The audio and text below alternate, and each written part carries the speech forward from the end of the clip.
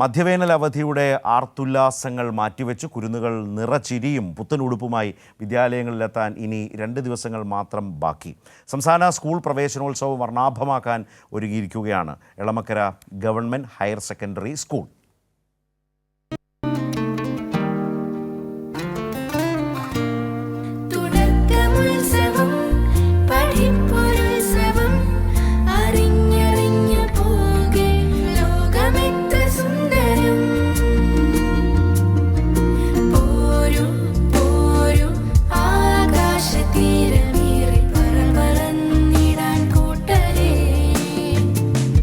പ്രവേശനോത്സവത്തിൽ അവതരിപ്പിക്കാനുള്ള നൃത്ത പരിശീലനത്തിന്റെ തിരക്കിലാണ് കുരുന്നുകൾ.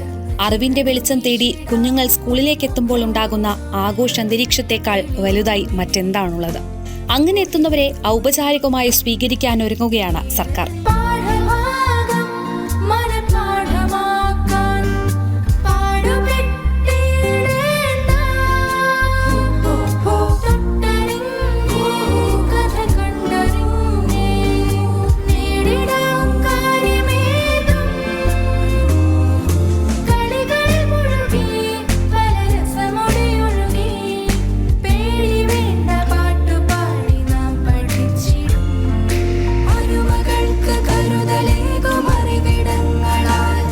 അറിവിന്റെ ആദ്യാക്ഷരം കുറിക്കാൻ അക്ഷരമുറ്റത്തേക്ക് എത്തുന്നതിന്റെ സന്തോഷത്തിലാണ് കുട്ടികളും. എല്ലാവരും ഹാപ്പിയാണോ?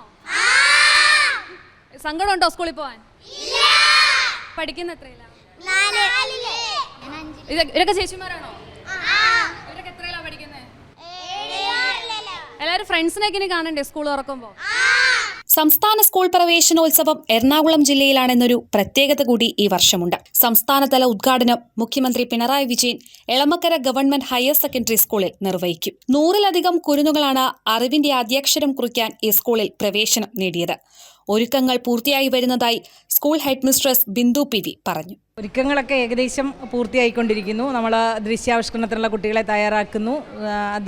അന്നത്തെ ദിവസം ആങ്കറിങ്ങിനുള്ള കുട്ടികളെ തയ്യാറാക്കുന്നു. സ്കൂൾ പരിസരം എല്ലാം വൃത്തിയാക്കി, സ്കൂൾ കെട്ടിടം എല്ലാം പെയിൻറ്റ് ചെയ്ത് എല്ലാം വൃത്തിയാക്കി. ഞങ്ങൾക്കൊരു എളമക്കരയുടെ ആഘോഷമായിട്ടാണ് ഞങ്ങൾ ഈ പ്രവേശനോത്സവത്തെ കാണുന്നത്. അപ്പോൾ സെറ്റല്ലേ? ക്യാമറമാൻ രാജു വർഗീസിനൊപ്പം കീർത്തി മോഹൻ, കൈരളി ന്യൂസ്.